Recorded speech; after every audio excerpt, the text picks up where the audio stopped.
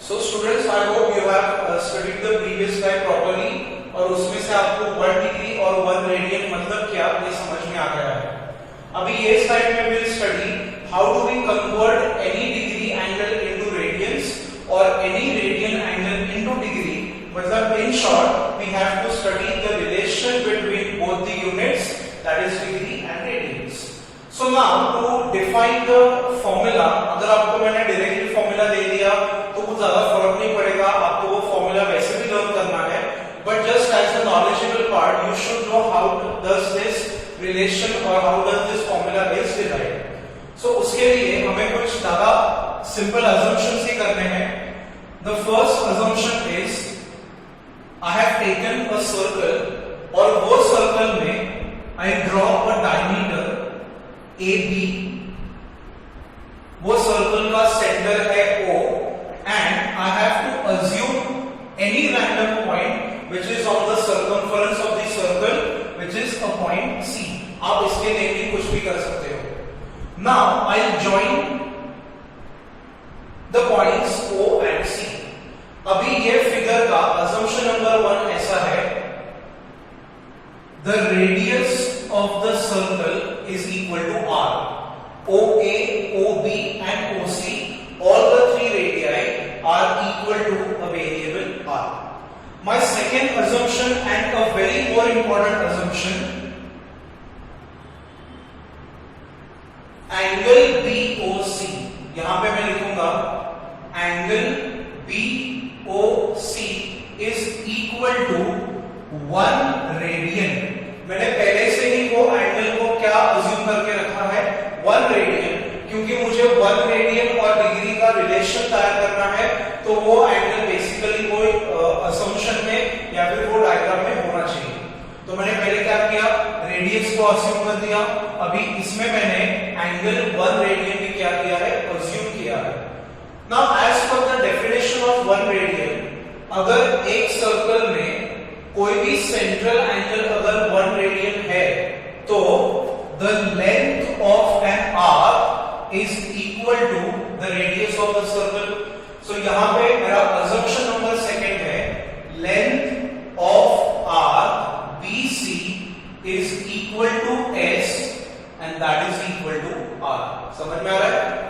अगर ये दो रेडियस के बीच में ये एंगल है और इसका रिस्पेक्टिव लेंथ ऑफ आर्क अगर BC है तो length of arc BC is equal to the radius of the circle as per the definition of 1 radian angle।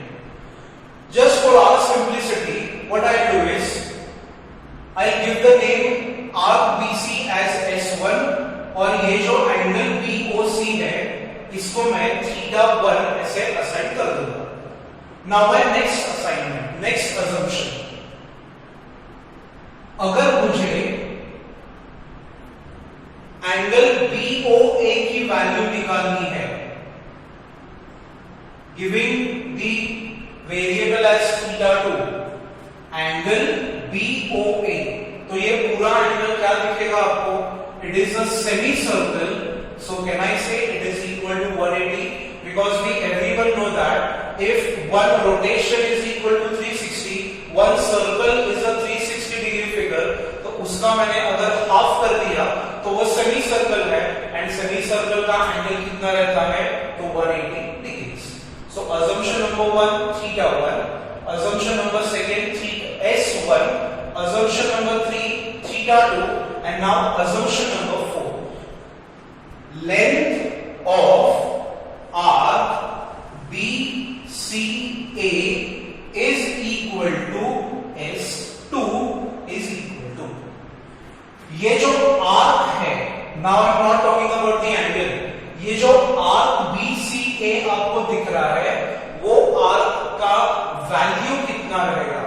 अभी ये क्वेश्चन जब मैं क्लासरूम्स में पूछता हूं स्टूडेंट्स को तब every time I get a very common answer, it is equal to the radius r, or sometimes students say it is equal to r plus r which is equal to the diameter, but that is absolutely wrong। मैंने आपको ये circle का diameter का length नहीं पूछा है, I have asked you the length of arc BCA। The answer for this question question is the length of arc BCA is equal to pi r. Now you will say ये pi r कहां से आया? In your 10th standard syllabus आपने एक formula सीखा है circumference of circle. इस circumference of circle मतलब इन शॉर्ट ये सर्कल का लेंथ, क्योंकि circle is also an arc, तो आपको ये फॉर्मूला पता है. What is the formula? 2 pi r. तो अगर सर्कल की लेंथ 2 पाई आर है तो सर्कल का हाफ हो गया सेमी सर्कल, मतलब ये BCA. तो BCA मतलब मुझे इसका सिर्फ हाफ करना है, तो half of 2 pi r is equal to how much? 2 pi r.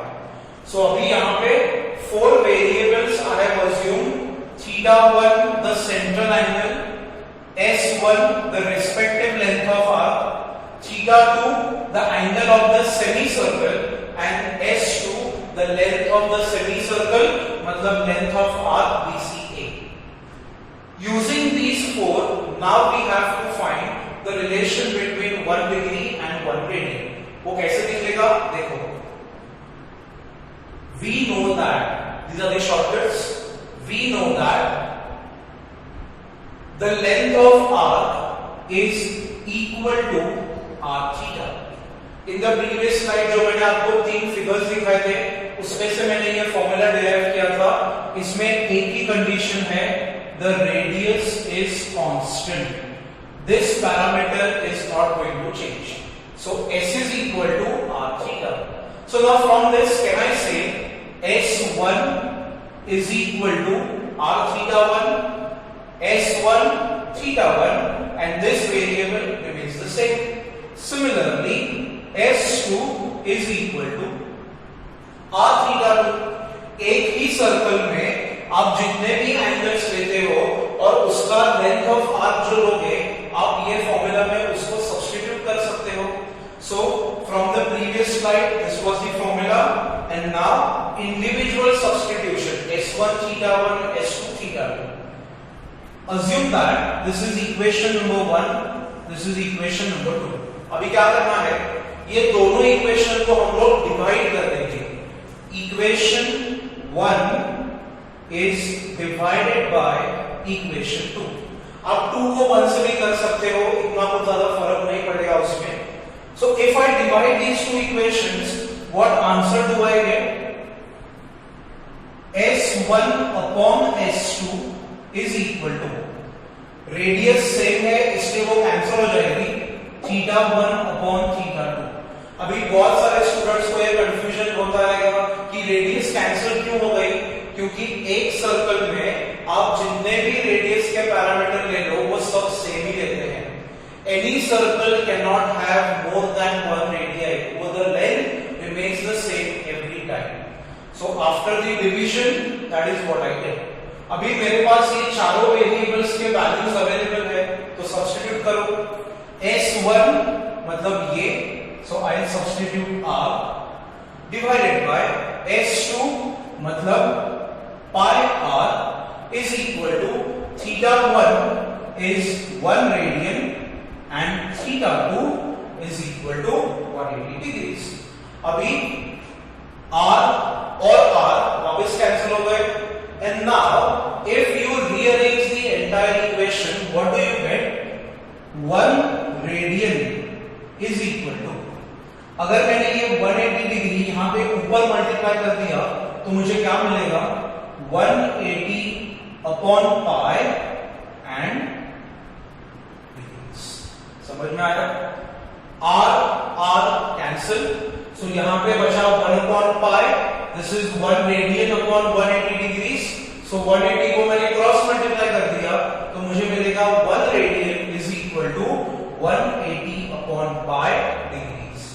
तो अगर मुझे कोई भी एक रेडियन एंगल को उसके रिस्पेक्टिव डिग्री में अगर कन्वर्ट करना है तो मुझे वो एंगल को ये मल्टीप्लाइंग फैक्टर से क्या करना पड़ेगा? मल्टीप्लाई. सी बेसिकली ये फॉर्मूला क्या है?